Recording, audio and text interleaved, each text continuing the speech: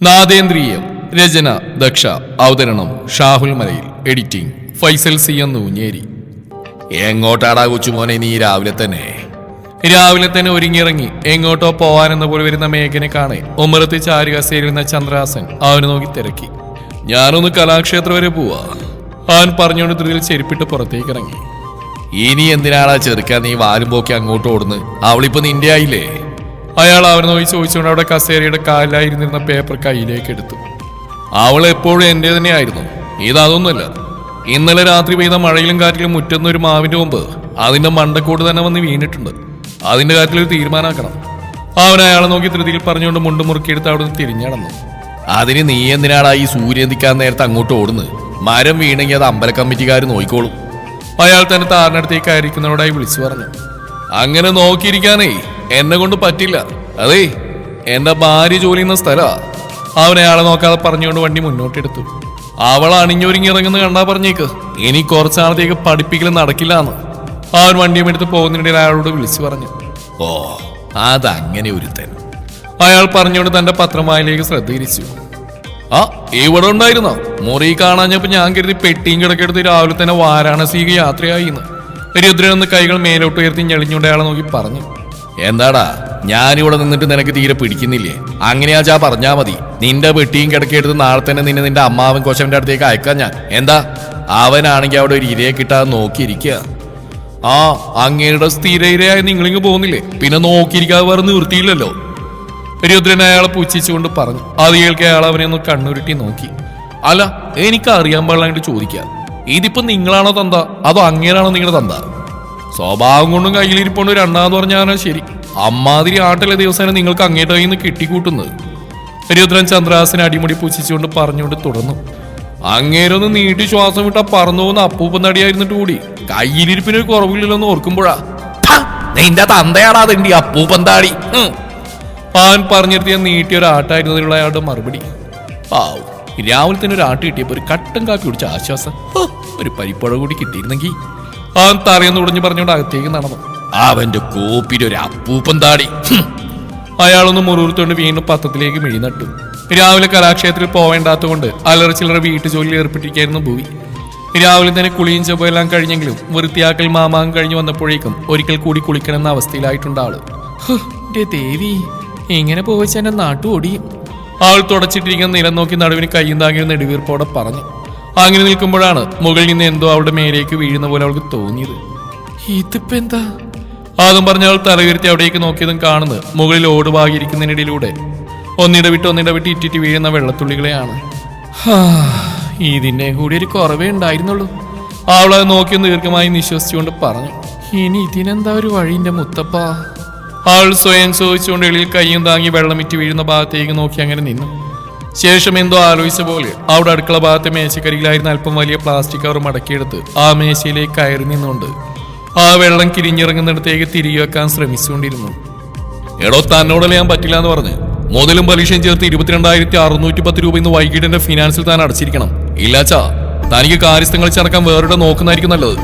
ചന്ദ്രമംഗലത്തെ മുറ്റത്തേക്ക് വണ്ടി നിർത്തിക്കൊണ്ട് അതിൽ നിന്നിറങ്ങിയവൻ തനിക്ക് മുന്നിൽ ഉത്തരം പറയാൻ കഴിയാതെ പരിഞ്ഞേൽക്കുന്ന കാര്യസ്ഥൻ കൃഷ്ണനെ നോക്കി അറുത്തുമുറിച്ച് പറഞ്ഞുകൊണ്ട് കൊടുത്തിരുന്ന മുണ്ടൊന്ന് മടക്കി കുത്തി. അങ്ങനെ പറയില്ലേ തമ്പുരാൻ കുഞ്ഞെ, ഒരടവ് കൂടി തരാൻ മനസ്സുണ്ടാവണം. അയാൾ അവനോട് വീണ്ടും അപേക്ഷിച്ചു. അങ്ങനെ തനിക്ക് മാത്രമായിട്ട് ഇവിടെ പ്രത്യേക നടപടിക്രമങ്ങളൊന്നുമില്ല. നിയമങ്ങൾ എല്ലാവർക്കും ഒരുപോലെ തന്നെയാ. അല്ലാതെ ആളുകൾ മാറുന്നതനുസരിച്ച് എന്റെ രീതികൾ മാറ്റണമെന്ന് വെച്ചാ അത് നടപ്പുള്ള കാര്യമല്ല. മേഘൻ തനിക്ക് നിൽക്കുന്ന അയാളെ നോക്കി ചുണ്ടുകൂട്ടിക്കൊണ്ട് പറഞ്ഞു നിർത്തി. ഈ പ്രാവശ്യം കൂടി ഒന്ന്. അതിന് തനിക്ക് അർഹതയില്ലെന്നറിഞ്ഞിട്ടും അയാൾ അവനോട് ആ ചോദ്യം ബുദ്ധിമുട്ടിക്കൊണ്ട് ചോദിക്കുക തന്നെ ചെയ്തു. ഞാൻ നടക്കില്ലെന്ന് പറഞ്ഞാൽ നടക്കില്ലെന്ന് തന്നെയാണ് അതിനർത്ഥം. അവിടെ വേറെ വെട്ടിത്തിരുത്തലുകളൊന്നും ചേർക്കാൻ ഞാൻ തൽക്കാലം ആഗ്രഹിക്കുന്നില്ല. തന്റെ മോളെ കെട്ടിച്ചയക്കാനുള്ള കാശൊന്നല്ല ഞാൻ ചോദിച്ചത്. 2 കൊല്ലം മുമ്പ് താൻ എന്നെ പറ്റിച്ചു വാങ്ങിയ പൈസ അതിൽ നിന്ന് പലിശയും കൂട്ടുപലിശയും ചേർത്ത് 22,610 രൂപയായിട്ടുണ്ട്. അതിൽ നിന്ന് 1 രൂപ പോലും വിട്ടുവീഴ്ച നടത്തി നഷ്ടപ്പെടുത്താൻ ഞാൻ ഒരുക്കമല്ല. കാലം കുറയായില്ലേ താൻ എന്നെങ്ങനെ അതിന്റെ പുറകിട്ട് ഓടിക്കുന്നു. ഇനിയിപ്പൊ അതിനൊരു തീരുമാനം കണ്ടിട്ട് മതി ബാക്കി കാര്യം. അതുകൊണ്ട് താൻ സമയം കളയാതെ ചെല്ലാൻ നോക്ക്. എന്നിട്ട് ഞാൻ പറഞ്ഞ തുകയിൽ നിന്ന് 1 രൂപ പോലും കുറയാൻ നേരെ ഫിനാൻസിലേക്ക് അടച്ചേക്ക്. അത് ചെയ്തിട്ട് താൻ ഇനി ഇങ്ങോട്ടേക്ക് കാലെടുത്ത് കുത്തിയാൽ മതി. അവനെ ആളെ നോക്കി അടുപ്പിച്ച് പറഞ്ഞുകൊണ്ട് തറവാട്ടിലേക്ക് കയറാൻ നിന്നു. പിന്നെ എന്തോർത്ത് പോലെ അവിടെ നേരെ 10,000 ലക്ഷ്യം വെച്ച് നടന്നു. ഓരോരോ വള്ളികള് ഇത്ര നാൾ എന്നെ പറ്റിച്ച് പറയാണ്ട് പുതിയ അടവുകളായിട്ട് ഇറങ്ങിയിരിക്കാം കിണ്ണൻ. അവൻ ചെരിപ്പൂരി അകത്തേക്ക് നടക്കുന്നതിൽ മുറുമുറുത്തു. അങ്ങേരുടെ ഒടുക്കത്തെ ആത്മാർത്ഥത കൊണ്ട് കുറച്ചൊന്നുമല്ല എനിക്ക് നഷ്ടായത്. കണ്ണന്റെ പേരോട്ട് ഇറങ്ങിയിരിക്കുക കിളവൻ കക്കാനായിട്ട്. അവൻ കാര്യസ്ഥൻ കൃഷ്ണനുള്ള ദേഷ്യത്തിൽ മുറുമുറുത്തോണ്ട് അകത്തേക്ക് കയറി. ഏയ് ബൊമ്മേ! അവനുള്ളിലേക്ക് കയറിക്കൊണ്ടൊരു താളത്തിൽ അവളെ നീട്ടി വിളിച്ചു. അവനെ ആ നീട്ടിയുള്ള വിളികൾക്ക് അകത്ത് അടുക്കളയിലിട്ട മേശക്ക് മുകളിൽ കയറിയുന്നവൾ ഒന്ന് അലർട്ടായി. ബൊമ്മിയേ! അവിടെ ഇങ്ങോട്ട് അനക്കൊന്നും കാണാതെ വന്നു അടുത്ത വിളിയോടെ തേടിയെത്തിയിരുന്നു. ഈ ചൊറിയൻ ചേന ഇതെപ്പോ കിട്ടിയിട്ട് തന്നെ മുത്തപ്പ, ഇങ്ങനെ അവിടെ വേറെ പണിയൊന്നുമില്ലാവോ? ഏത് നേരം എന്റെ വാരിക്കുന്ന കേൾക്കാനെന്നോട് നേർച്ച നേരത്തെ ഇറങ്ങിയിരിക്കാം, ചൊറിയണം. അവൾ ചിന്തിച്ചുകൊണ്ട് മുകളിലേക്ക് ആ കിറ്റ് തിരികെ വെക്കാൻ ശ്രമിച്ചുകൊണ്ടിരുന്നു. ബൊമ്മി, എടി യക്ഷിക്കുഞ്ഞെ, നാദേട്ടനൊരു ഗ്ലാസ് സംഭാരങ്ങെടുത്തേടി, വല്ലാത്ത ക്ഷീണം. അവൻ ഹാളിലെ ചാരുകസേരയിലേക്ക് നീണ്ടു നിവർന്നിരുന്നുകൊണ്ട് അകത്തേക്ക് നോക്കി വിളിച്ചു പറഞ്ഞു. സംഭാരല്ല, നിങ്ങളുടെ ഈ സ്വഭാവത്തിന് സാമ്രാണിയിട്ട് പോക്കേ വേണ്ടല്ലോ ചൊറിയൻ ചേനെ. അവൾ മുറുമുറുത്തോണ്ട് ചെയ്യുന്ന കാര്യത്തിലേക്ക് ശ്രദ്ധ കേന്ദ്രീകരിച്ചു. നീ ഇതവിടെ എന്തെടുക്കാൻ എന്റെ യക്ഷിക്കുഞ്ഞെ? അവളുടെ ഒരു വിവരമില്ലാതായതും അവരൊരു മുഷ്ടിയിലൂടെ അവളോട് ചോദിച്ചുകൊണ്ട് ആ ചാരുകസയിൽ നിന്ന് എഴുന്നേറ്റു. ബൊമ്മിയേ! ഏ ബൊമ്മി! അവൻ വിളിച്ചുകൊണ്ട് അടുക്കള ഭാഗത്തേക്ക് നടന്നു. ബൊമ്മിയല്ല, അമ്മി, കുമ്മി. അവന്റെ ആ വിളികൾക്ക് അവൾ കെറുവോടെ പറഞ്ഞു. ആഹാ, നാഥന്റെ യക്ഷിക്കുഞ്ഞി ഇവിടെ നോട് വിളിച്ച് കളിക്കുകയാണോ? അവൻ അടുക്കളയിലെ കട്ടിളപ്പടിയിലേക്ക് ചാരിയുന്നുണ്ട് അവൾ നോക്കി ചോദിച്ചു. പൊളിക്കേണ്ടി വന്നില്ല, അതിനു മുന്നേ ഇത് സ്വയം പൊളിഞ്ഞു. അവൾ പറഞ്ഞുകൊണ്ട് അത് അവിടേക്ക് കുത്തിത്തിരിക്കാൻ നോക്കി. വലിയ കുഞ്ഞി തമ്പുരാണെന്ന് പറഞ്ഞ് നടന്നിട്ട് ഒരു കാര്യമില്ല. സ്വന്തം വീണ്ടും ഓടുകൂട്ടി വെള്ളം വീണ കാര്യം അറിയാത്ത ആളാ. അമ്പല കമ്മിറ്റിക്കാർ ചെയ്യേണ്ട ജോലിയൊക്കെ ചെയ്യാനോ ഓടുന്നത്. അങ്ങനെ വല്ലവരും ചെയ്യേണ്ട പണി ചെയ്യുന്നതിന് മുന്നേ സ്വന്തം വീടിന്റെ മേൽക്കൂരിലേക്ക് നോയിക്കൂടെ തമ്പുരാന്? അവൾ ഇടുപ്പിൽ തിരികിരിക്കുന്ന സാരി തുമ്പൊന്ന് കയറ്റിക്കുത്തുകൊണ്ട് അവനോട് ചൊടിയോടെ ചോദിച്ചു. ഒരു ഭാര്യയുടെ അധികാരഭാഗത്തോടെ തന്നോട് കയർക്കുന്നവളെ കാണെ അവന്റെ സ്മരണകൾ വർഷങ്ങൾക്കപ്പുറം തന്റെ അമ്മയ്ക്കരികിലേക്ക് ചലിച്ചിരുന്നു. അമ്മ ഇതുപോലെയാണ്, ചെറിയ ചെറിയ കാര്യങ്ങൾക്ക് ഇങ്ങനെ തന്നോട് വഴക്കിന് വരും. നീ നിന്റെ വീട്ടിലെ കാര്യം നോക്ക് ഉണ്ണി, നാട്ടുകാരുടെ പ്രശ്നങ്ങൾ അവർ പരിഹരിച്ചോളൂ എന്നാണ് അമ്മ പറയാറ്. അതേ വാക്കുകൾ നാളുകൾക്കിപ്പുറം മറ്റു രീതിയിൽ തന്നെ തേടിയെത്തിന്നു. എന്തിനോ അവന്റെ നെഞ്ചൊന്ന് പെടഞ്ഞു. ഒരു നിമിഷം മുന്നിൽ നിൽക്കുന്നവളെ അവൻ കണ്ണു ചിമ്മാൻ പോലും മറന്നുകൊണ്ട് നോക്കി നിന്ന് പോയി. അവളിലെ ഭാവത്തെ, തന്നെ വഴക്ക് പറയുമ്പോൾ കൂർത്തു വരുന്ന ചുണ്ടുകളെ എല്ലാം അവനിലെ മകനെ സന്തോഷത്തിൽ ആറാടിക്കുന്നവയായി മാറി. മുന്നിൽ നിൽക്കുന്നവൾ തനിക്കൊരിക്കലും അമ്മയല്ല, പക്ഷെ അമ്മയോളം തന്നെ തനിക്കേറെ പ്രിയപ്പെട്ടവളാണ്. അതുകൊണ്ട് തന്നെ അവളിൽ നിന്ന് വരുന്ന ഓരോ ശകാരങ്ങളും ഏറ്റുവാങ്ങാൻ താൻ അർഹനുമാണ്. ഈ ജന്മം തന്നെ ശകാരിക്കാനും നേർവഴിക്ക് നടത്താനും ഈ ഒരുവൾ മാത്രമാണ് തനിക്കുള്ളത്. ഇനി എത്ര ജന്മമുണ്ടെങ്കിലും അതങ്ങനെ മതി. കൂടെ ആരുമില്ലെങ്കിൽ കൂടി ഈ ഒരുവളെ മാത്രം തനിക്ക് പാതിയായി തന്നാൽ മതി. അവൻ മുന്നിൽ നിൽക്കുന്നവൾ അത്രയും ഇഷ്ടത്തോടെ മനസ്സിൽ നിറച്ചുകൊണ്ട് ഓരോന്ന് ആലോചിച്ചു. അതെങ്ങനെ കാണാനാ? ചുറ്റുള്ളൊന്നും എനിക്ക് കാണണ്ട, എനിക്ക് നിന്നെ മാത്രം കണ്ടാൽ മതി എന്ന് പറഞ്ഞ് ഏത് നേരം ആ ഉണ്ടക്കണ്ണ് രണ്ടും എന്റെ മുഖത്ത് തളച്ചിട്ടിരിക്കല്ലേ? അതൊന്നും എടുത്തു മാറ്റിയാലേ ചുറ്റും നടക്കുന്നതിലൊക്കെ കണ്ണെത്തുള്ളൂ. അവൾ അവനെ നോക്കി പറഞ്ഞുകൊണ്ട് തന്റെ ശ്രമം തുടർന്നുകൊണ്ട് പറഞ്ഞു. ഇത് ഏത് നേരം ആ രണ്ട് ഉണ്ടക്കണ്ണുരുട്ടിന്റെ പുറകെ നടക്കാനുള്ള മംഗലത്തെ കുഞ്ഞിത്തമ്പുരാനും സമയമുള്ളൂ. നാട്ടുകാരൊക്കെ പറയുന്നത് കേട്ടാലും മതി. ഓരോന്ന് കേട്ടിന്റെ തൊലിരിഞ്ഞു പോവാ. മംഗലത്തെ കുഞ്ഞിത്തമ്പുരാനെ കറക്കിയെടുത്ത ആട്ടക്കാരി പെണ്ണായിട്ടാ ഇനി ഇവിടെ ഉള്ളവർ കാണണേ. ഇത് വല്ലതും ആരെങ്കിലും അറിയുന്നുണ്ടോ? എവിടുന്ന്? അത് പറയുമ്പോൾ അവൾ അവനെ ഒന്ന് പാളി നോക്കാൻ മറന്നില്ല. അപ്പൊ നിനക്ക് പറഞ്ഞുകൂടായിരുന്നോടി ബൊമ്മി, എന്റെ ആട്ടം കണ്ടിട്ട് മംഗലത്തെ കുഞ്ഞിത്തമ്പുരാൻ കറങ്ങിയെങ്കിലേ അതിന്റെ കഴിവാണെന്ന്. അവൻ അവളോട് പറഞ്ഞുകൊണ്ട് അവൾക്കടുത്തേക്ക് ഒരു കള്ളച്ചിരിയോടെ ചൂടുകൾ വെച്ചു. എങ്ങോട്ട് തള്ളിക്കയറി വരുന്നേ? അവിടെ ഇന്നോ ഇയാച്ചന്റെ കൈ കിട്ടുന്നിടത്ത് എറിഞ്ഞ പറഞ്ഞില്ലെന്ന് വേണ്ട. അവൾ ഒരു കണക്കിന് മുകളിലേക്ക് തിരികെ വെച്ച് തനിക്ക് നേരെ നടന്നെടുക്കുന്നവനെ നോക്കി എളിയിൽ കൈ താങ്ങിന്നുകൊണ്ട് പറഞ്ഞു. അയ്യോ ചതികളിടി പറഞ്ഞ്, ഇനി ഒരു പഞ്ചറിനുള്ള സ്ഥലം ഈ നെറ്റിയിൽ തൽക്കാരമില്ല. അതുകൊണ്ട് എന്റെ യക്ഷിക്കുഞ്ഞി വന്നേ, നിന്റെ ചൊറിയൻ ചേന ചോദിക്കട്ടെ. അവൻ പറയില്ല അവളെ വട്ടം പൊക്കിയെടുക്കൽ ഒപ്പം കഴിഞ്ഞിരുന്നു. അവന്റെ ആ പ്രവൃത്തി തീരെ പ്രതീക്ഷിക്കാൻ നിന്നവൾ അവന്റെ തോളിൽ തള്ളിക്കൊണ്ട് പിടഞ്ഞിറങ്ങാൻ ശ്രമിക്കുന്നതിനിടയിൽ അവനോട് ഒച്ചയിട്ടു.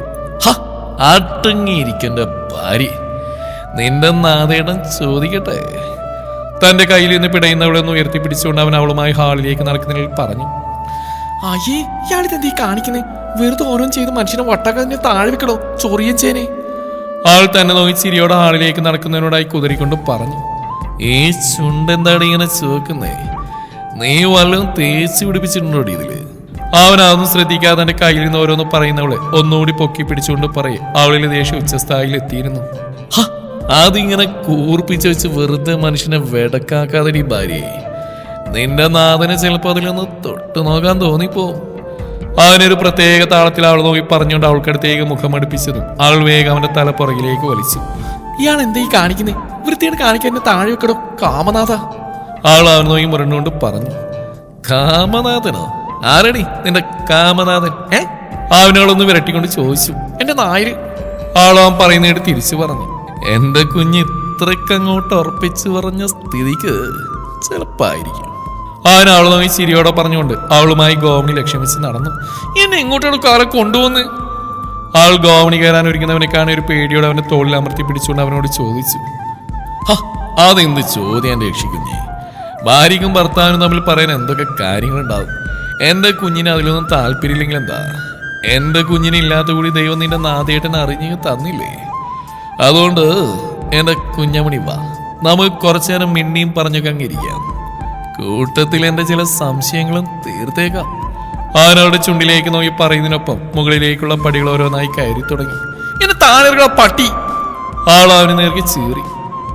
ഇപ്പൊ അങ്ങ് എടുത്തല്ലേ ഉള്ളൂ. കുറച്ചു നേരം എന്റെ ഭാര്യയെ ഞാനൊന്ന് എടുത്തോണ്ട് നടക്കട്ടെടി കുഞ്ഞമ്മണി. നിന്റെ നാഥൻ അത്രക്ക് കൊത്തിയായിട്ടല്ലേ?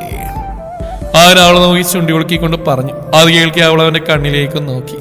കുറുമ്പ് പിടിച്ച പറഞ്ഞാൽ കേൾക്കാത്തൊരു കുട്ടിയുടെ ഭാവമായിരുന്നു ആ കണ്ണുകളിൽ. അപ്പോൾ വിചാരിച്ച പോലെ നല്ല നീയേ, നല്ല അസലൊരാട്ടുകല്ല. അവനവളെ ഒന്ന് ഉയർത്തി പിടിച്ചുകൊണ്ട് പറഞ്ഞു. അവൾ അവന്റെ മീശൽ പിടിച്ച ഒറ്റ വലിയായിരുന്നു.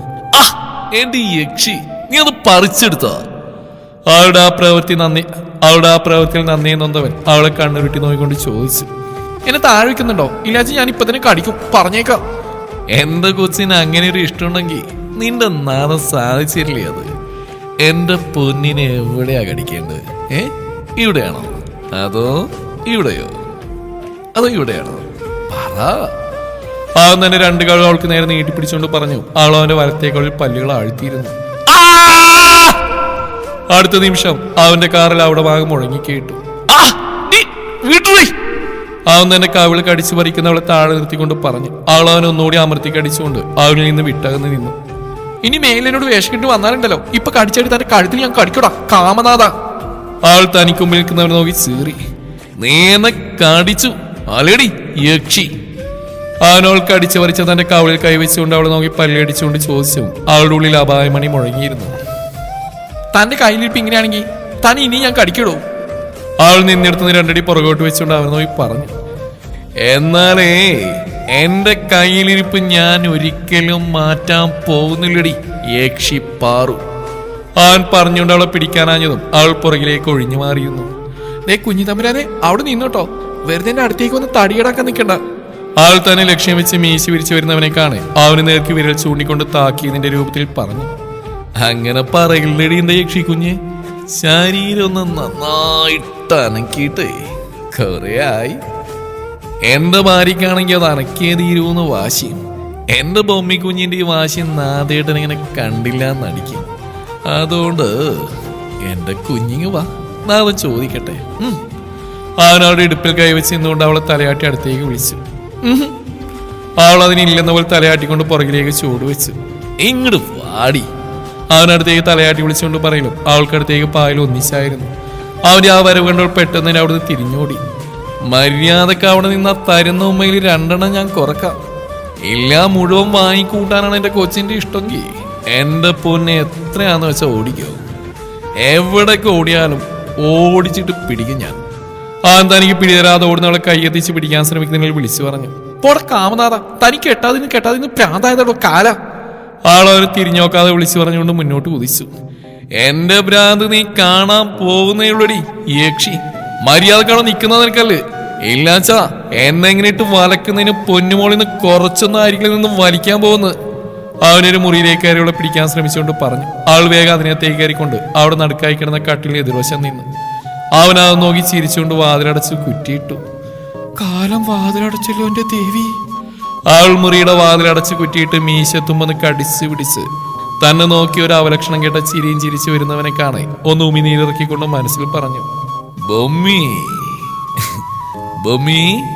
അവൻ പ്രേമപരവശനായ അവളെ നീട്ടി വിളിച്ചുകൊണ്ട് ധരിച്ചിരുന്ന ഷർട്ടിന്റെ ബട്ടൺസ് ഓരോന്നായി അഴിച്ചു മാറ്റാൻ തുടങ്ങി. എടോ താനിതെന്നോട് കാണിക്കുന്നേ?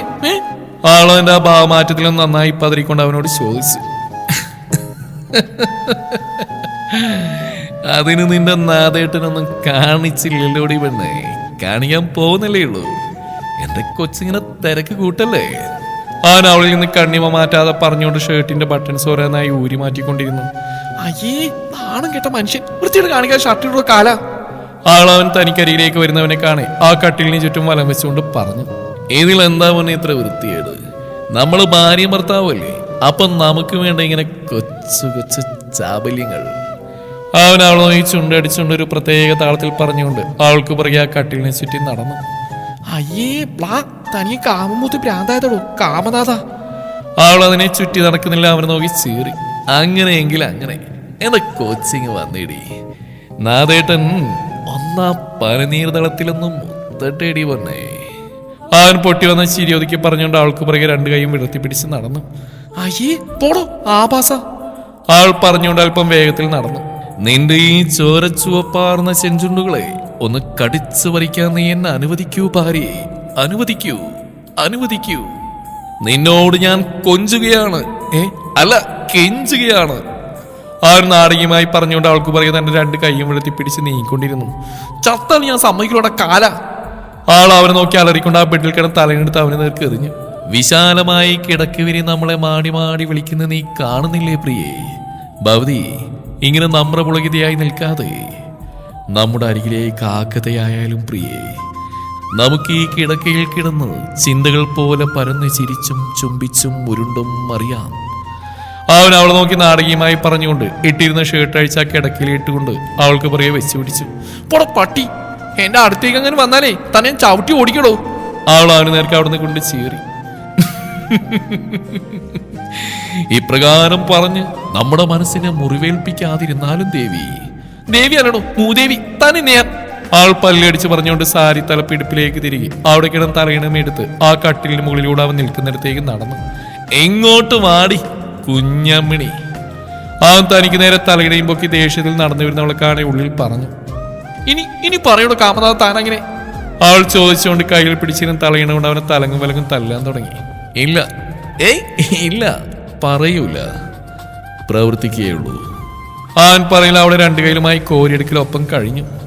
നീ എന്നെ കടിക്കും അല്ലടി യക്ഷിക്കുഞ്ഞേ. അവൻ അവളെ നോക്കി ചോദിച്ചുകൊണ്ട് അവൾക്ക് നേരെ മുഖം അടുപ്പിച്ചു. അവനെ ആ നീക്കം തടയാനെന്ന പോൽ അവൾ അവന്റെ കവളിൽ കുത്തിപ്പിടിച്ചു. കൈമാറ്റടി. ഇല്ലടോ കാല. മര്യാദക്ക് മാറ്റിക്കോ, ഇല്ലെങ്കിൽ എന്റെ ബൊമ്മി മോളിന്ന് ചേട്ടന്റെ കയ്യിൽ നിന്ന് എണ്ണിയാലൊടുങ്ങാത്ത മുത്തങ്ങളായിരിക്കും വാങ്ങിക്കൂട്ടാൻ പോകുന്നത്. അവൻ അവൾക്ക് നേരെ തന്നെ കൂർപ്പിച്ച് പിടിച്ച് ചുണ്ടുകൾ അടുപ്പിച്ചുകൊണ്ട് പറഞ്ഞു. എന്നെ താഴെ വെക്കടോ കാല. ആളവനെ നെഞ്ചിൽ തള്ളിക്കൊണ്ട് അവന്റെ കയ്യിൽ നിന്ന് കുതിറി. അവനൊന്നും ശ്രദ്ധിക്കാതെ അവൾക്ക് നേരെ ചുണ്ടുകൾ അടുപ്പിച്ചു. വീട്ടിലെ പട്ടി തന്നെ. ആളവന്റെ കയ്യിൽ നിന്ന് കുതിറിക്കൊണ്ട് പറഞ്ഞു. അനങ്ങാതിരിക്കടി, നിന്റെ നാഥനൊന്ന് മുത്തിക്കോട്ടെ. അവൻ വന്ന് ചിരി ഒതുക്കി പറഞ്ഞുകൊണ്ട് അവിടെ ചുണ്ടുകളിലേക്ക് തന്റെ ചുണ്ടുകളെ അടുപ്പിച്ചു.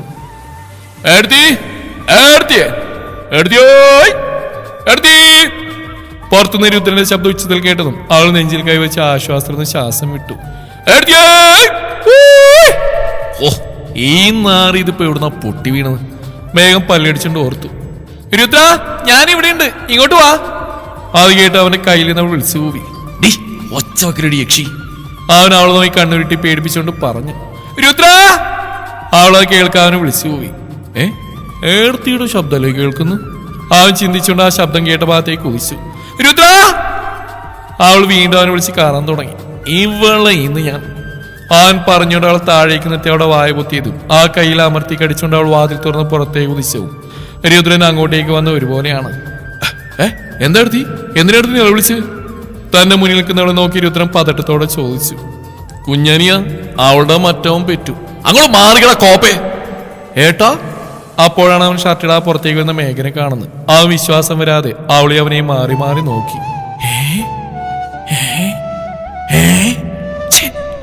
എന്നാലും നിങ്ങൾ ഇത്ര മ്ലേച്ഛനാണെന്ന് ഞാൻ അറിഞ്ഞില്ലല്ലോ ഏട്ടൻ തെണ്ടി. രുദ്രൻ തനിക്ക് മുന്നിലേക്ക് ഷർട്ടും തോളിലേക്ക് ഇട്ട് കൂസലേതും കൂടെ വരുന്നവരെ കണ്ടവൻ പറഞ്ഞു. നിന്ന് നാടൻ കളിക്കാതെ വഴിന്ന് മാറോ ശകുനം മുടക്കി. മേഘന അവനെ സൈഡിലേക്ക് തള്ളി മാറ്റി പറഞ്ഞുകൊണ്ട് രുദ്രന്റെ അരികിൽ തന്നെ കൂർപ്പിച്ച് നിൽക്കുന്നവളൊന്ന് കരപ്പിച്ച് നോക്കി ആ മുണ്ടൊന്ന് മടക്കി കുത്തി. എന്റെ മോളങ്ങനെ രക്ഷപ്പെട്ടു എന്ന് എഴുതി ആശ്വസിക്കണ്ട, നിന്നെ ആ പിന്നെ എടുത്തോളാടി യക്ഷി കുഞ്ഞ്. ആ ഒരാൾ നോക്കി പറഞ്ഞോട് അവിടെ നടന്നു നീങ്ങി. കറക്റ്റ് സമയത്ത് ആ തെണ്ടി വന്ന് കുളം കലക്കി. ടൈമിങ്ങില്ലാത്ത നാറി. മേഘം നടന്നു പോകുന്നതിനുള്ളിൽ ഷർട്ട് ഇട്ടുകൊണ്ട് പിറുവിറുത്തു. ഏടത്തി ഏടത്തേക്കൊന്നും പറ്റിയില്ലല്ലോ, അംഗങ്ങൾക്ക് ഭംഗങ്ങളൊന്നും ഇല്ലല്ലോ. രുദ്രൻ തനിക്കരിയിലേക്ക് നിൽക്കുന്നവളോട് ചോദിച്ചു. ആ പോയ സാധനത്തിന് ഞാൻ തലയിലേറ്റിയില്ലേ, ഇതിൽ കൂടുതൽ എന്ത് പറ്റാൻ? ആൾ അവനെ നോക്കി പറഞ്ഞുകൊണ്ട് താഴേക്ക് നടന്നു. എന്റെ അമ്മ, ഗ്രഹണി പിടിച്ച പിള്ളേര് ചക്കക്കൂട്ടാൻ കണ്ട പോലെ. എന്നാൽ ഇത്ര ആക്രാന്തണ്ടായിട്ടാണോ ആ കാർ ഇത്രയും നാൾ കെട്ടാതെന്ന്? എന്നിട്ട് അങ്ങോട്ട് കൊടുക്കത്തൊരു ബ്രഹ്മചര്യം, കള്ള ബ്രഹ്മചാരി, തക്കം പാർത്ത് കട്ടുന്നാൻ ഇറങ്ങിയിരിക്കാം കാളൻ. തന്നെ നീ ആ തീറ്റിക്കാടോ? രുദ്രൻ പറഞ്ഞുകൊണ്ട് അവൾ പോയ വഴിയെ നടന്നു. തുടരും ഈ കഥയുടെ ബാക്കി ഭാഗം നാളെ ഇതേ സമയം.